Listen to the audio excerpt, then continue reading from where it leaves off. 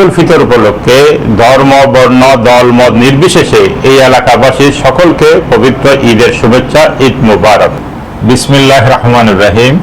9 নম্বর উত্তর পাহাড়তলী ওয়ার্ডের সর্বসাধারণকে পবিত্র ঈদ উল ফিতর উপলক্ষে শুভেচ্ছা। ঈদ মুবারক।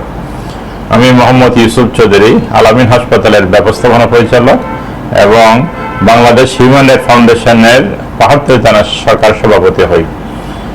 দীর্ঘদিন যাবৎ অর্থাৎ প্রায় 26 বছর যাবৎ আমরা আলামিন হাসপাতালের এই এলাকার জনসাধারণকে তুলনামূলক কম খরচে চিকিৎসা সেবা দিয়ে জনগণের আস্থা ও ভালোবাসা অর্জন করতে সক্ষম হয়েছি।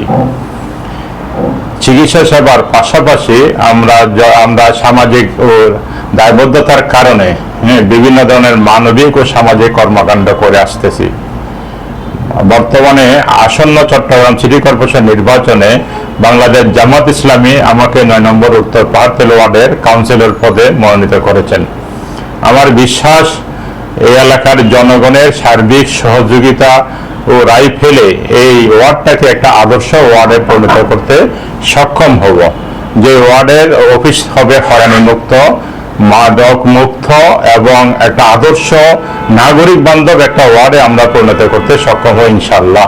পরিশেষে আবার 9 নম্বর উত্তর পাহাড়তলী ওয়ার্ডের বাসীকে ঈদের শুভেচ্ছা। ঈদ মুবারক।